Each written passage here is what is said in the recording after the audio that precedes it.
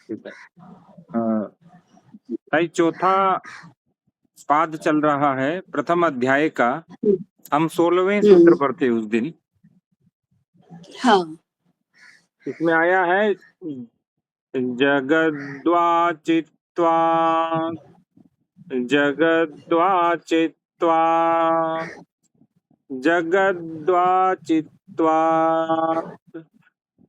सृष्टि या रचना रूप कर्म जड़ चेतनात्मक संपूर्ण जगत का वाचक है, इसलिए चेतन परमेश्वर ही उसका कर्ता है, जड़ प्रकृति नहीं। व्याख्या। कौशितकी ब्राह्मणोपनिषद में अजात शत्रु और बालाकी के संवाद का वर्णन है। वहां बालाकी ने यह एवैश आदित्य पुरुष सत्वे माँ मेवा हमु पाप से, अर्थात जो सूर्य में यह पुरुष है उसकी मैं उपासना करता हूँ। यहाँ से लेकर अंत में यह एवैश सवेक्षण पुरुष तमेवा हमुपासे, जो यह बाईं आंख में पुरुष है उसकी मैं उपासना करता हूँ। यहाँ तक कि क्रमशः 16 पुरुषों की उपासना करने वाला अपने आप को बताया, परंतु प्रत्येक बात को अजात शत्रु ने काट दिया। ये कौशिकी ब्राह्मणोपनिषद में आता है। तब वह चुप हो गया। अजात शत्रु ने कहा, भलाके तू ब्रह्म को नहीं जानता, अतः मैं तुझे ब्रह्म का उपदेश करता हूँ। तेरे बताए हुए 16 पुरुषों का जो कर्ता है, जिसके ये सब कर्म हैं, वही जानने योग्य। इस प्रकार वहाँ पुरुषवाच्य जीवात्मा और उनके अधिष्ठान भूत जड़ शरीर दोनों को ही परमेश्वर पर ब्रह्म का कर्म बताया गया है। अतः कर्म या कार्य शब्द जड़ चेतनात्मक संपूर्ण जगत का वाचक है, इसलिए जड़ प्रकृति इसका कारण नहीं हो सकती। परम ब्रह्म परमेश्वर ही इसका कारण है। संबंध।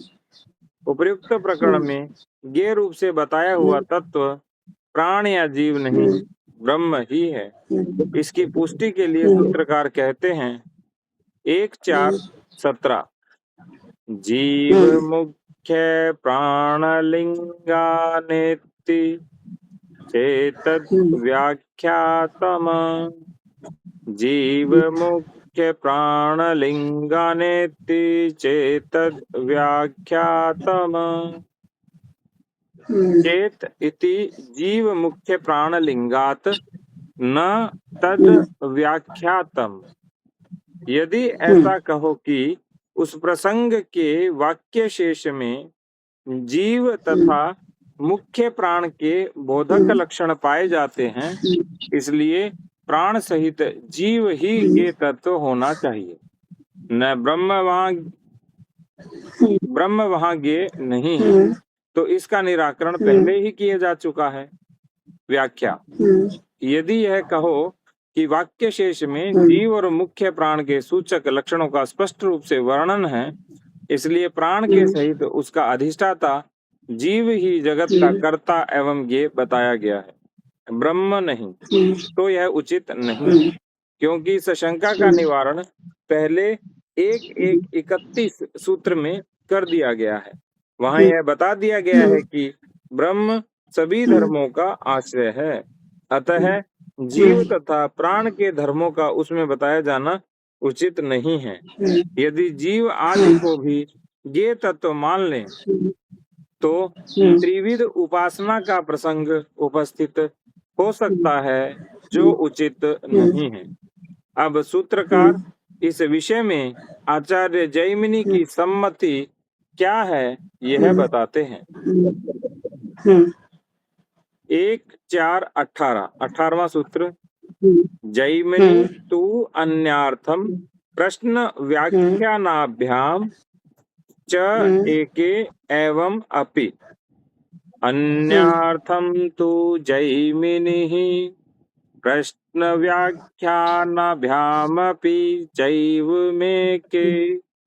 अन्यार्थम तु जैमिनिः प्रश्न व्याख्यानाभ्यामपि चैवमेके। आचार्य जैमिनी तो कहते हैं कि इस प्रकरण में जीवात्मा तथा मुख्य प्राण का वर्णन दूसरे ही प्रयोजन से है, क्योंकि प्रश्न और उत्तर से यही सिद्ध होता है तथा एक काणु शाखा वाले ऐसा भी कहते हैं। व्याख्या। आचार्य जैमिनी पूर्व कथन का निराकरण करते हुए कहते हैं कि इस प्रकरण में जो जीवात्मा और मुख्य प्राण का वर्णन आया है वह मुख्य प्राण या जीवात्मा को जगत का कारण बताने के लिए नहीं है, जिससे कि ब्रह्म को समस्त लक्षणों का आश्रय बताकर उत्तर देने की आवश्यकता पड़े। यहाँ तो इनका वर्णन दूसरे ही प्रयोजन से आया है, अर्थात उनका ब्रह्म में विलीन होना बताकर ब्रह्म को ही जगत का कारण सिद्ध करने के लिए उसका वर्णन आया है। भाव यह है कि जीवात्मा की सुषुप्ति अवस्था के वर्णन द्वारा सुषुप्ति के दृष्टांत से प्रलय काल में सबका ब्रह्म में विलय और सृष्टि काल में पुनः उसी में प्राकट्य बताकर ब्रह्म को ही जगत का कारण सिद्ध किया गया है। यह बात प्रश्न और उसके उत्तर में कहे हुए वचनों से सिद्ध होती है। इसके अतिरिक्त काणव शाखा वालों ने तो अपने ग्रंथ में इस विषय को और भी स्पष्ट कर दिया। वहाँ अजात शत्रु ने कहा, यतैत्र एतत् सुप्तो भूत य एष विज्ञानमयः पुरुषस्तदेषां प्राणानां विज्ञानेन विज्ञानमादाय य एषोऽन्तर्हृदय आकाशस्तस्मिच्छेते तानि यदा गृह्णत्यथ हैतत् पुरुषः सपीति नाम। अर्थात यह विज्ञान में पुरुष जीवात्मा जब सुषुप्ति अवस्था में स्थित था या सोता था, तब वह बुद्धि के सहित समस्त प्राणों और मुख्य प्राण और समस्त इंद्रियों की वृत्ति को लेकर उस आकाश में सो रहा था जो हृदय के भीतर है। उस समय उसका स्वपीति होता है। इस वर्णन में आया हुआ आकाश शब्द परमात्मा का वाचन है। अतः यह सिद्ध होता है कि यहाँ सुषुप्ति के दृष्टांत से यह बात समझाई गई है कि जिस प्रकार यह आत्मा निद्रा के समय समस्त प्राणों के सहित परमात्मा में विलीन सा रहता है, उसी प्रकार प्रलय काल में यह जड़ चेतनात्मक समस्त जगत पर ब्रह्म में विलीन हो जाता है तथा सृष्टि काल में जागृत की भांति पुनः प्रकट हो जाता है। आचार्य जैमिनी अपने मत की पुष्टि के लिए दूसरी युक्ति देते हैं। ताई एक बार मैंने सुना था या आपके मुख से सुना था, जब हम सोते हैं तो उस समय हम परमात्मा से भी कनेक्ट रहते हैं। इसमें ही आया था सुषुप्ति अवस्था में। जी वेदांत सूत्र में ही आया था पहले।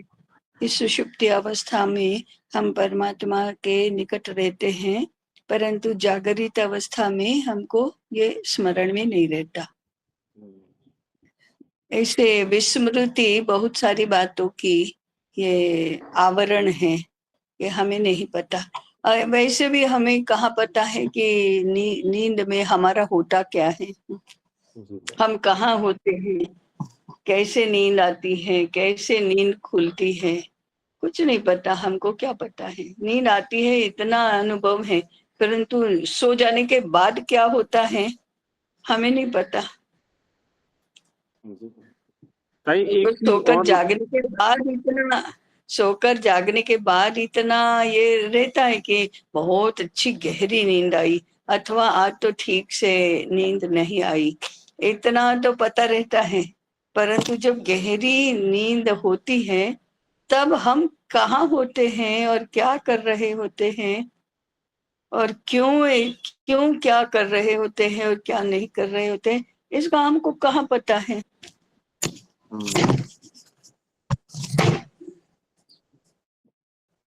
ताई मैंने नेचुरोपैथी में पढ़ा था कि भोजन ऊर्जा का व्यय करता है, ऊर्जा को सृजित नहीं करता। यहीं पर था कि सुषुप्ति।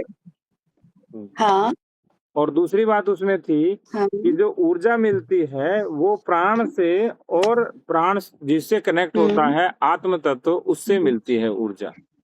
भोजन तो शरीर, क्योंकि शरीर निरंतर नष्ट हो रहा है तो उसको निरंतर बनाए रखने के लिए एक और चीज खाते हैं, फिर उसमें ऊर्जा नष्ट होकर के पुनः उसका निर्माण होता है। तो उसका निष्कर्ष इससे मिलता जुलता है। इससे मिलता जुलता क्या यही है कि निद्रा में हम्म ऊर्जा प्राणों के द्वारा और ईश्वर के द्वारा या परमात्मा तत्व से जब हम संपर्क में रहते हैं हम्म तो हमें प्राप्त होती। हम्म तो नेचुरोपैथी का तो मत ही यही है ताई कि भोजन से ऊर्जा हाँ तो अपव्यय, ऊर्जा का अपव्यय नहीं होता है, इसलिए अधिक भोजन नहीं करना चाहिए। अरे तो फिर शरीर कैसे पुष्ट होगा? नहीं, उन्होंने दूसरी बात भी शरीर का कही है। पोषण। उन्होंने कहा है हाँ यदि ऊर्जा नष्ट नहीं होगी तो भोजन पचेगा कैसे, शरीर में निर्माण कैसे होगा? कोई भी निर्माण जब होता है तो निर्माण होते हाँ समय ऊर्जा की आवश्यकता पड़ती है, हाँ लेकिन वो ऊर्जा कहाँ से आई हमारे अंदर? तब वो कहते हैं वो हाँ ऊर्जा प्राण प्राण से से। और परमात्मा से आती है। प्राण से। हाँ तो प्राण से तो आती है, वो तो हमारा जो पंचकोश थियरी है वो भी वही कहता है, प्राण ही तो ऊर्जा है, प्राण शक्ति ही तो जीवनी शक्ति है। और प्राण है तो अन्न पचता है, नहीं तो अन्न शरीर तो अन्न को नहीं पचा सकता। जैसे जैसे गाड़ी इंजन से नहीं चलती, इंजन में पेट्रोल है तभी चलती है। हम्म, तो पेट्रोल भरने के लिए टंकी होती है, कंज्यूम तो वहीं से होता है। जब ऊर्जा क्या करती है, पेट्रोल को समाप्त ही तो करती है, लेकिन इंजन को नहीं खा जाती, पेट्रोल को समाप्त करती है। जी सर। हम्म तो पेट्रोल के माने चलने से जो ऊर्जा है वो पेट्रोल को समाप्त करती है, परंतु गाड़ी को गति देती है, इंजन को चलाती है। ऐसे प्राण प्राण है, वह उससे अन्न पच जाता है, माने अन्न अन्न तो नहीं रहता लेकिन पच जाता है और वो रस रक्त आदि सप्त धातु में रूपांतरित हो जाता है, और जो बचा हुआ कचरा तो निकल जाता है। परंतु ये होता तभी है जब प्राण की शक्ति होती है, शक्ति तो ऊर्जा है, प्राण की ऊर्जा से ये सब होता है। नहीं तो मृत शरीर भी पचाता, मृत शरीर कुछ नहीं करता, लेकिन अन्न से पोषण शरीर का होता है, लेकिन प्राण की शक्ति से होता है। अ, भूख भूख प्राण को लगती है, परंतु आवश्यकता शरीर की होती है। जी सर। हम्म प्राण अन्न से शरीर ही स्वस्थ होता है, अस्वस्थ होता है, पुष्ट होता है, कृश होता है, अन्न के अभाव में कृश हो जाता है, अन्न अच्छा मिला तो पुष्ट हो जाता है, बलवान हो जाता है, स्वस्थ रहता है, रोगी हो जाता है। वो सब परिणाम तो सारे के सारे शरीर में ही दिखाई देते हैं, अन्न का प्रभाव शरीर पर ही दिखाई देता है, इसलिए तो वह अन्नमय कोश है। अति अत्येति, अन्न क्या है, खाता भी है और खाया जाता है, ये उसकी अन्नमय की अन्न की परिभाषा है। अति माने खाता है, अत्येति माने खाया जाता है। तो ये तो वही तो बात वो हुई तो ताई कि जो भोग हैं उनको हाँ वो हमें भोग रहे हैं और हम उनको भोग रहे हैं। वो हमको भोग रहा है। हाँ हाँ कि अन्न खाता भी है हमें और खाया जाता भी। हाँ खाया जाता भी है, तो वो अन्नमय का है। लेकिन प्राण ऊर्जा नहीं होगी तो ये व्यवहार नहीं होगा, किसी भी अंग का व्यवहार नहीं होगा। न हृदय रक्त का संचारण करेगा, न आंतें पचाएंगी, न वाणी बोलेगी, न हाथ पैर हिलेंगे डुलेंगे काम करेंगे, न चेता तंत्र कोई बात समझेगा, कुछ नहीं होगा शरीर से। वो शरीर किसी काम का ही नहीं, बिना पेट्रोल के, बिना एनर्जी के, बिना बिजली के यंत्र जैसा है। लेकिन यंत्र चूंकि महाभूतों का ही माने लोहे का बना है या लकड़ी का बना है या किसी का है, वो अपनी पद्धति से उसका क्षरण होगा। वो मृत देह का भी अगर हमने कुछ नहीं किया तो उसका प्राकृतिक रूप में भी वो विलीन तो हो ही जाएगा महाभूतों में। वो सड़ेगा, गलेगा, कृश होगा, सूखेगा, फिर हवा से, पानी से, ये सारा महाभूत इसके ऊपर प्रक्रिया तो करेंगे ही, और साथ साथ में कीड़े मकोड़े वो उसको धीरे धीरे करके खा जाएंगे। वो अपनी प्रक्रिया से, जैसे लकड़ी का क्षरण हो जाता है, लोहे को जंग लग जाती है, ऐसे ये भी, इसकी भी दुर्गति होगी। हम उसको दुर्गति कहते हैं। महाभूतों का ऐसा ही तो होता है, क्षरण होता है। लकड़ी भी तो कभी सूख कर, टुकड़े टुकड़े होकर, जर्जरित होकर धूल में धूल बनकर मिल जाएगी। लोहा भी ऐसे ही कण कण कण हो जाता है, सोना भी हो जाता है। तभी तो रेत में से कभी लोहा मिलता है, कभी सुवर्ण मिलता है, कभी चांदी मिलती है।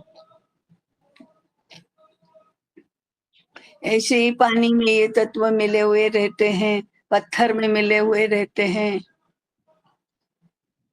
तो क्षरण तो पत्थर का भी होता है, लकड़ी का भी होता है, किसी भी धातु का होता ही है, सबका होता ही है। जी। ऐसे शरीर का भी होता है, क्योंकि वो भी महाभूतों का ही बना हुआ है। तो पानी पानी की तरह, और त्वचा त्वचा की तरह, मांस मांस की तरह, हड्डी हड्डी की तरह उसका क्षरण तो हो ही जाएगा, परंतु हम वो देख नहीं सकते, क्योंकि हमारी उस शरीर में जो व्यक्ति रहा है उसके साथ संबंध होता है, इसलिए उसके शरीर की ऐसी दशा होना हम देख ही नहीं सकेंगे। इसीलिए इसलिए अंत्येष्टि की जाती है। इसलिए अंत्येष्टि कर देते हैं कि भी चलो ये अंतिम यज्ञ है, जहाँ शरीर को ही हमने होम दिया। ये बरोबर। ये तो ही पहली बार आज इस तरह का आया। इसीलिए अंत्येष्टि को संस्कार कहते हैं, क्योंकि अंतिम यज्ञ किया जाता है वो, जिसमें शरीर ही गया हमारा। हाँ, संस्कार है। हाँ, वो इष्टि माने यज्ञ ही है। जैसे गर्भाधान के समय पुत्र कामिष्टि यज्ञ किया ही जाता है ना। गर्भाधान पूर्व जन्म और इस जन्म को जोड़ने वाला संस्कार है। देखो, गर्भाधान हुआ नहीं है, उसके पहले गर्भाधान संस्कार होता है।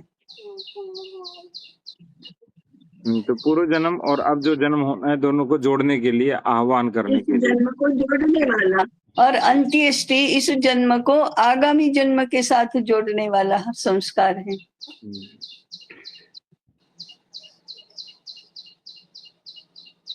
जी। इसे इस जन्म के पहला और अंतिम ऐसे दो संस्कार पूर्व जन्म और आगामी जन्म को जोड़ने वाले संस्कार हैं। क्योंकि बाद में मृतदेह पर कौन सा संस्कार होता है? वो तो कोई चित्त पर तो होगा नहीं। कौन से चित्त पर होगा फिर वो?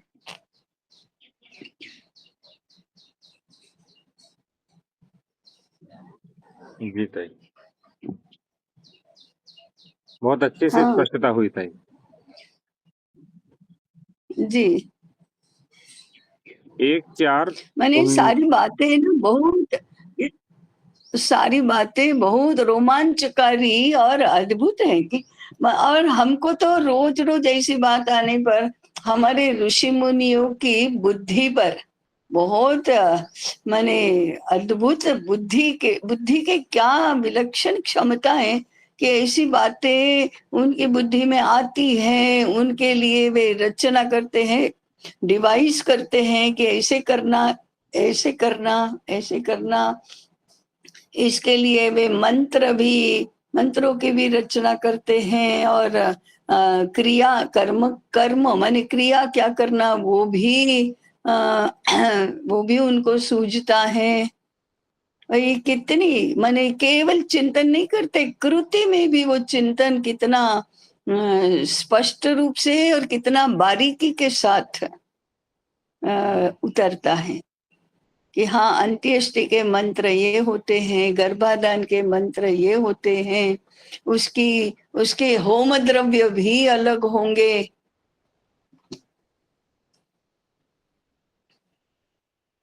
उसके समय जो मंत्रों के माध्यम से जो अपेक्षा व्यक्त की जाती है वो भी उसके अनुरूप होगी। इसलिए हम वो उस दिन कहते थे ना, वो स्वामी जी, इस देह को राजेंद्र कहते, हमने इसलिए कहा था इस देह को नहीं राजेंद्र कहते, वो इस देह को छोड़कर जो होता है, इस देह को धारण करता है, इस देह को छोड़ता भी है, उसको उसका नाम राजेंद्र तो है।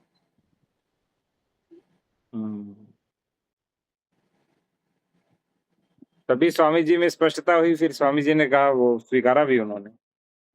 हाँ हाँ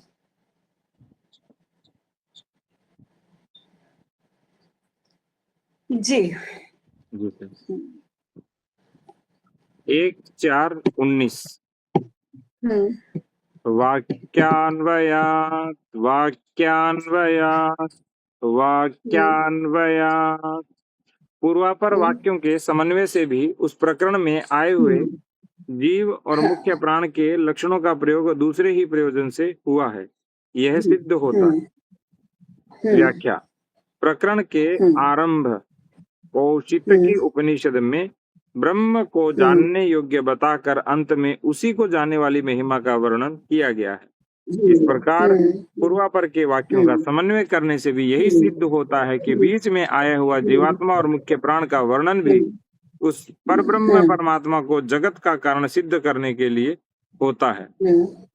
संबंध। इसी विषय में आश्मरथ्य आचार्य अपना मत उपस्थित करते हैं।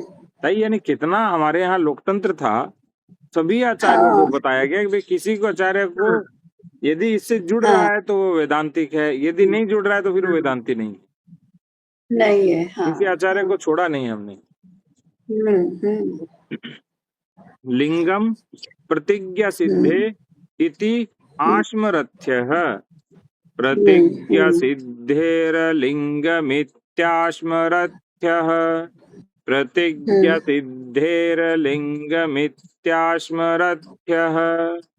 उक्त प्रकरण में जीवात्मा और मुख्य प्राण के लक्षणों का वर्णन ब्रह्म को ही जगत का कारण बतलाने के लिए हुआ है, क्योंकि ऐसा मानने से ही पहले की हुई प्रतिज्ञा की सिद्धि होती है, ऐसा आश्मरथ्याचार्य मानते हैं।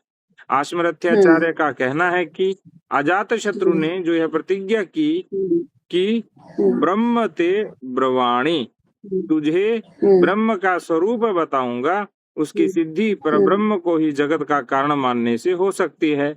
इसलिए उस प्रसंग में जीवात्मा तथा मुख्य प्राण के लक्षणों का वर्णन आया है, वह इसी बात को सिद्ध करने के लिए है कि जगत का कारण परब्रह्म परमात्मा ही है। संबंध। इसी विषय में आचार्य औडिलोमिका, ये तो अंग्रेजी जैसे नाम है ताई, क्या? औडुलोमिका। औडुलोमी, हाँ औडुलोमिका। उडुलोम ऐसा नाम उसका पुत्र है औडुलोमी। तो ये शब्द ऐसे बनते हैं ना, उडुलोम। जैसे दशरथ तो दाशरथी, जनक तो जानकी, जबाला तो जाबाली, ऐसे ये उडुलोम औडुलोमी। औडुलोमी का तो उसके साथ प्रत्यय होगा। हाँ वो प्रत्यय औडुलोमी का मत दिया जाता है। 1/4/21 उत्क्रमिष्यत एवं भावदित्यौडुलोमिः उत्क्रमिष्यत एवं भावदित्यौडुलोमिः उत्क्रमिष्यत एवं भावदित्यौडुलोमिः उत्क्रमिष्यतः एवं भावात् इति औडुलोमिः। शरीर छोड़कर परलोक में जाने वाले ब्रह्म ज्ञानी इस प्रकार ब्रह्म में विलीन होना दूसरी श्रुति में बताया गया है। इसलिए यहाँ जीवात्मा और मुख्य प्राण का वर्णन परब्रह्म को ही जगत का कारण बताने के लिए है, ऐसा औडुलोमी आचार्य मानते हैं। व्याख्या: जिस प्रकार इस प्रकरण में सोते हुए मनुष्य के समस्त प्राणों सहित जीवात्मा का परमात्मा में विलीन होना बताया गया है, इसी प्रकार शरीर छोड़कर ब्रह्मलोक में जाने वाले ब्रह्म ज्ञानी की गति का वर्णन करते हुए मुंडकोपनिषद में कहा गया है कि गतः कला पंचदश प्रतिष्ठा देवाश्च सर्वे प्रतिदेवतासु कर्माणि विज्ञानमयश्च आत्मा परे वे सर्व एकी भवन्ति यथा नद्यः स्यन्दमाना समुद्रेस्तं गच्छन्ति नाम रूपे विहाय तथा विद्वान् नाम रूपाद विमुक्तः परात् परं पुरुषमुपैति दिव्यम्। ब्रह्मज्ञानी महापुरुष का जब देहपात होता है तब 15 कलाएं और संपूर्ण देवता अपने अपने कारणभूत देवताओं में जाकर स्थित हो जाते हैं। फिर समस्त कर्म और विज्ञान में जीवात्मा ये सब के सब परम अविनाशी ब्रह्म में एक हो जाते हैं। जिस प्रकार बहती हुई नदियां अपने नाम रूप को छोड़कर समुद्र में विलीन हो जाती है, वैसे ही विद्वान ज्ञानी महात्मा नाम रूप से रहित होकर उत्तम से उत्तम दिव्य परम पुरुष परमात्मा को प्राप्त हो जाता है। इससे यह सिद्ध होता है कि उक्त प्रकरण में जो जीवात्मा और मुख्य प्राण का वर्णन हुआ है वह संपूर्ण जगत की उत्पत्ति और प्रलय का कारण है, केवल परब्रह्म को बताने के लिए ही है, ऐसा औडुलोमी आचार्य मानते हैं। ताई ये भी उदाहरण बहुत अच्छा है कि जब सारी नदियां समुद्र में जाती हैं तो नाम नहीं रहता, लेकिन जा तो गंगा जी रही हैं, ऐसा तो नहीं कहते भाई गंगा का पानी गया। नहीं, गंगा ही जा रही है और फिर वो समुद्र ही है, फिर गंगा कहाँ। और ऐसे विलीन भी ही हुआ। यमुना, ये लोग गंगा जमनी कहते हैं ना तहजीब, लेकिन जमुना जब प्रयाग में गंगा में मिल जाती है फिर वो गंगा ही हो जाती है, फिर कहाँ गंगा जमनी रही, फिर गंगा ही है। तुम दूर रहोगे तो गंगा जमुना एक हो जाओगे तो गंगा हो। गंगा जमनी तो है ही नहीं। गंगा जमनी कहाँ है, गंगा ही तो है। तो तुम्हारी गति तो गंगा बनने की ही है। और फिर जितनी भी नदियां हैं वो सारी समुद्र में गई तो फिर समुद्र ही हो जाती है, थोड़ी गंगा रहती है, जमुना रहती है। उनके क्या वहां क्या कॉलोनीज बनी है क्या? ये गंगा है और ये जमुना है और ये ब्रह्मपुत्र है। सारी गंडकी हो, यमुना हो, कितनी भी नदियां छोटी मोटी, सरयू हो, वो सारी गंगा ही तो बन जाती है। अपनी समुद्र में मिलती है वो तो गंगा मिलती है।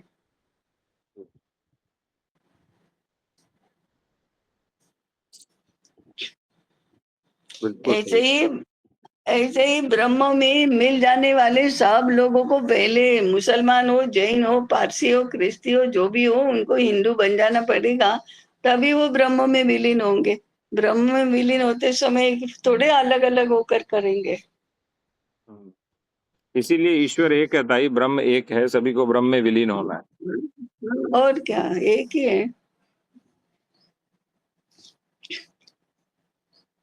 तो आप स्वयं थोड़ा चिंतन करना, किसी से को भी पूछना अगर ऐसे योग्य आचार्य है कि ये ब्रह्म और परब्रह्म में क्या अंतर है, कि एक ही के लिए दोनों ही शब्दों का प्रयोग कर रहे हैं। अभी वेदांत सूत्र में तो अंतर आया नहीं है, ब्रह्म और परब्रह्म में क्या अंतर है। दोनों एक के लिए और कर रहे हैं ताई। तो फिर परब्रह्म क्यों कह रहे हैं, लेकिन ब्रह्म भी कह रहे, अथा तो ब्रह्म जिज्ञासा कह रहे हैं, फिर उसको परब्रह्म क्यों कह रहे हैं? मुझे लग रहा था जो ब्रह्म को केवल सृष्टिकर्ता के रूप में मानते हैं उनके लिए फिर परब्रह्म कर देते हैं कि इन्होंने चाहे सृष्टि की, लेकिन उससे परे भी जो तत्व है वो ब्रह्म है। अच्छा, तो ये हो सकता है कि सृष्टिकर्ता के रूप में बताया गया, जैसे बहुत सारे विष्णु बताए गए हैं ना ताई भगवत गीता में। शिरोदक्षाई विष्णु, गर्भोदक्षाई विष्णु। तो एक विष्णु ये काम करते हैं, एक विष्णु ये काम करते हैं। तो इसी तरह से ब्रह्म की जो सृष्टि निर्माता शक्ति है वो केवल ब्रह्म है, बाकी पर ब्रह्म है, आए सभी ब्रह्म से हैं। मुझे ऐसा प्रतीति होता है ताई।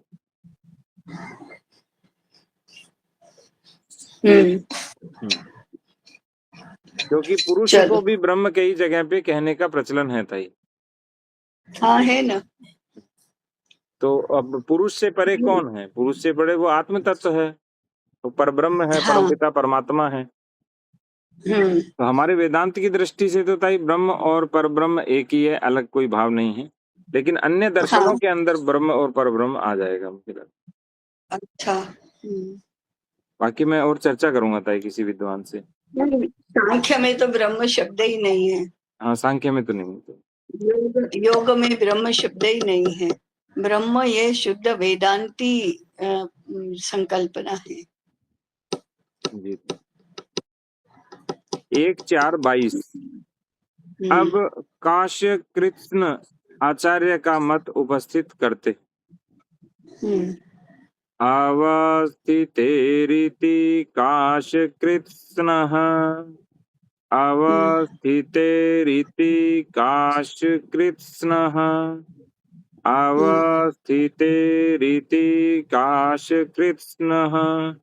प्रलय काल में संपूर्ण जगत स्थिति उस परमात्मा में होती है। इसलिए उक्त प्रकरण में जीव और मुख्य प्राण का वर्णन परब्रह्म को जगत का कारण सिद्ध करने के लिए किया गया है, ऐसा काश कृत्सन आचार्य मानते हैं। व्याख्या। काश कृत्सन आचार्य का कहना है कि प्रलय काल में संपूर्ण जगत की स्थिति परमात्मा में बताई गई है। इससे भी यह सिद्ध होता है कि उक्त प्रसंग में सुषुप्ति काल में प्राण और जीवात्मा का परमात्मा में विलीन होना बताया गया है। वह परब्रह्म को जगत का कारण सिद्ध करने के लिए ही है। संबंध। वेदों में शक्ति, अजा, माया तथा प्रधान आदि नामों से जिसका वर्णन किया गया है, उसी को ईश्वर की अध्यक्षता में जगत का कारण बताया गया है। गीता आदि स्मृतियों में भी ऐसा वर्णन है। इससे स्पष्ट होता है कि जगत का निमित्त कारण अर्थात अधिष्ठाता, नियामक, संचालक और रचिता तो अवश्य ही ईश्वर है, परंतु उपादान कारण प्रकृति तथा माया नाम से कहा हुआ प्रधान ही है। ऐसा मान लें तो क्या आपत्ति है? इस पर कहते हैं। तो 1:4:23 सूत्र है ताई।